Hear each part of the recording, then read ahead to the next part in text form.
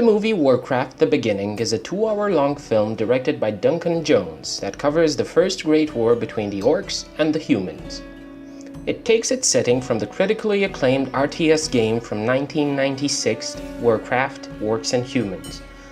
This makes it a delicious treat for nostalgia-stricken fans and newbies alike, because it is a diverse story that approaches themes which can coincide with our current real-world problems, such as the consequences of messing with the fragile balance of nature, what it means to truly be a leader, and what the relentless lust for power can turn you into. I'm watching you, Gul'dan, you hunchback evil fuck. Anyways, Warcraft: The Beginning is a movie that has really made its audience wait like a politically apt aristocrat. But does it hold up to the frustrated anticipation of the fans? Let's find out.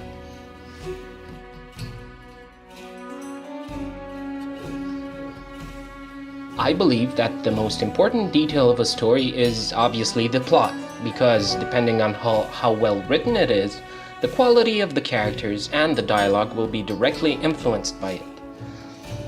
Now for Warcraft, the plot involves a desperate orcish horde looking to escape their irrecuperably destroyed world of Draenor by crossing into Azeroth through a dark portal built under the command and supervision of Gul'dan, a messed up orc warlock with serious back problems that caused the destruction in the first place with his demonic fell magic.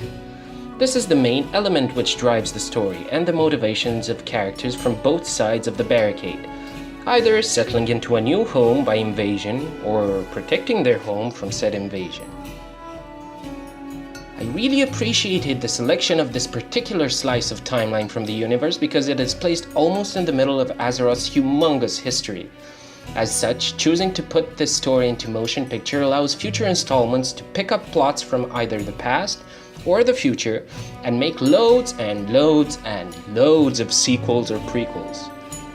It's also the first contact between orcs and humans, so it really made sense to me that they chose to show us this story, since not every potential viewer knows what Warcraft is all about.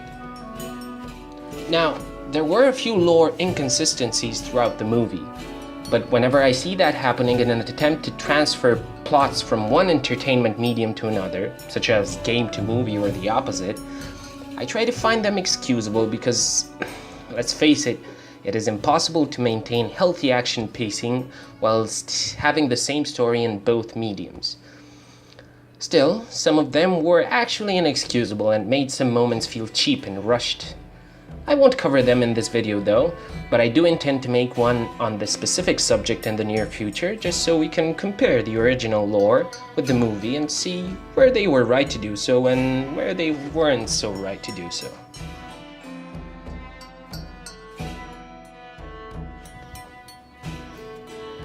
Pacing and dialogue go hand in hand for me because the delivery of information to the viewer through dialogue controls the pacing of the action.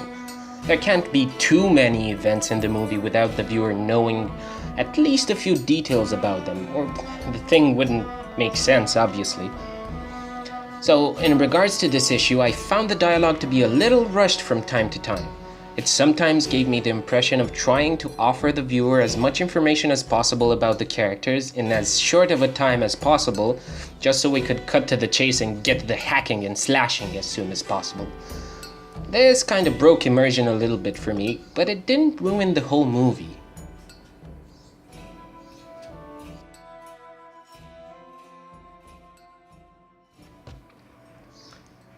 There's not very much to say about the cast. In my opinion, it was a pretty well-selected bunch of actors, especially for Anduin Lothar being played by King Ragnar Lothbrok. Was that one-handed Murloc war veteran? He isn't actually King Ragnar Lothbrok of Norway. His name is actually Travis Fimmel. And he's just an actor? I've been living a lie, man. In any case, Mr. Travis Fimmel has done a pretty good job of bringing Lothar to life on the big screen, but my problem lays with Medivh. Instead of revealing a powerful soul tormented by a supreme demonic being of unprecedented power, the Guardian of Azeroth seemed more like a stuck-up, envious, and paranoid twat to me and really didn't resonate with my idea of Medivh. Still, I guess that such things fall into the category of lore inconsistencies, and I shouldn't complain because of their subjective nature. But he still got on my nerves from time to time.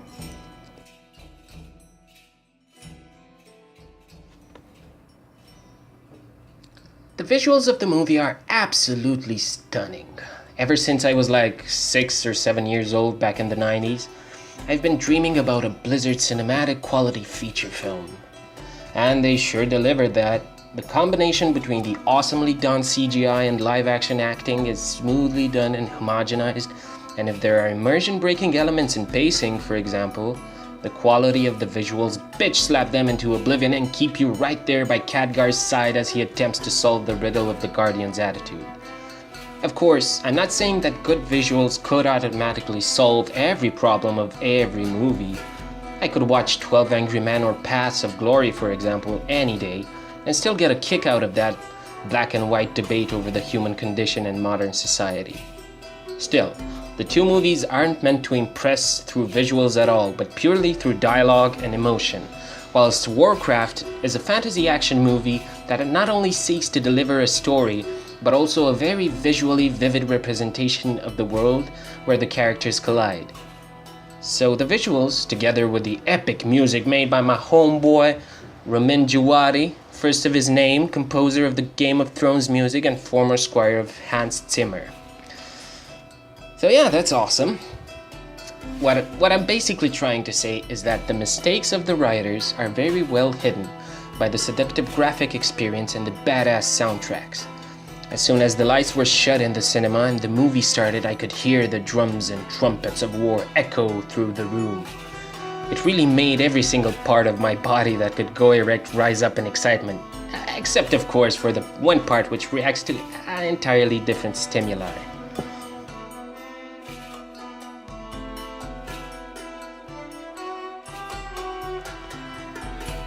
So, does the movie hold up to expectations?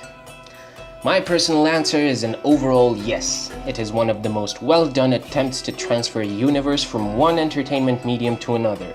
Screw you, aliens, colonial marines.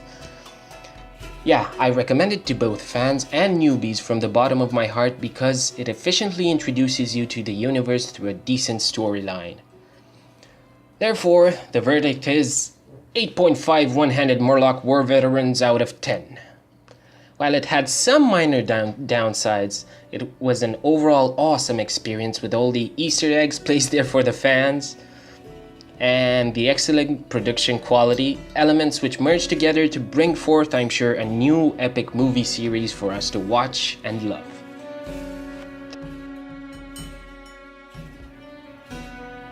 Thank you for watching. My name is Nully, and if you liked my review, please show me your appreciation by liking, commenting, and subscribing for ever-improving content. But if you disagree with it, please offer me all the constructive, emphasis on constructive, criticism that you care to give me in the comment section.